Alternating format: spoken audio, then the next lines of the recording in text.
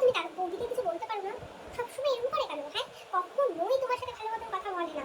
আমি আসছি কোথায় আমাকে একটুখানি ভালো মতন দেখাশোনা করবে, কিন্তু সেটাও না। আমি কি প্রতিদিন খুশি নাকি? হ্যাঁ, আর মনেই তো হচ্ছে না বৌদিকে দেখে যে নতুন বিয়ে হয়েছে।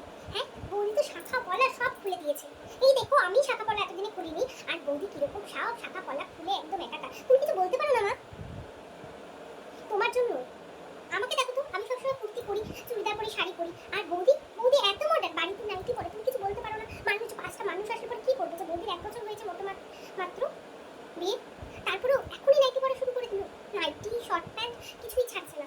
প্লাজো কেন পরবে? আমি তো কই প্লাজো পরে, প্লাজো টপ পরে ঘুরে বেড়াই না। বাপরে বাপ, তুমিও পারো মা এখনই? আচ্ছা মা, তোমার ঘরে এসে তুমি যখন থাকো না তখন কেন ঘরে এসে আলমারি ধরে বলো? আমি এখনো তোমার আলমারি ধরি না, আর সেই জায়গায় তোমার বৌদি এসে তোমার ঘরে এসে আলমারি ধরে। এটা কিন্তু ঠিক না মা। আর মা, বৌদি কিন্তু খুব চালাক।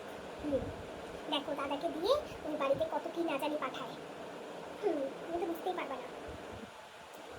হ্যাঁ, তার বলতে তুমি দেখো নি, আমি আসলাম তখনই তো বলতে কি বৌদি দাদাকে কি কুচকুচ করে কি কি আনতে বললো, কতগুলো জিনিস তো দেখলাম, তো এখনই নিয়ে ঢুকলো বা দাদা।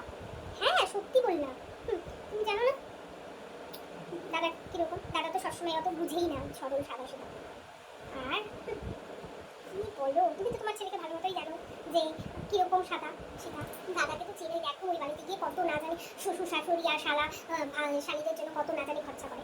তুমি চেনোই তো দাদাকে, এরপর থেকে একটুখানি বেশি শ্বশুর বাড়ি যাওয়া একটু কম করা, বুঝলাই তো? নাহলে কিন্তু তোমার ছেলে তোমার হাত থেকে বেরিয়ে যাবে। ও মা, তোমার জামাই তোমার জন্য অনেক কিছু নিয়ে এসেছে, তুমি যা যা ভালোবাসো খেতে। আর তোমার যা তোমাদের সবার জন্য জামা কাপড় নিয়ে এসেছে, তোমার বাবার জন্য আর বৌদির জন্য আছেই, কারণ কি বৌদি বাড়ির মেম্বার তো আনতেই লাগবে। আর জানোই তো, তো এই জন্য নিয়ে এসেছি, এটা দাঁড়ো দিচ্ছি। এই যে মা, মা নাও প্যাকেট দিয়ে ধরো। আর বললাম কি, ও ফল আর মিষ্টিটা রান্নাঘরে রেখেছি, মিষ্টিটা ফ্রিজে ঢুকিয়ে দিয়েছে। আর এই নাও, তোমার জন্য নিয়ে এসেছিলাম, সবগুলো ধরো। আর বলো, তোমার শরীর টরীর ঠিক আছে তো একদম?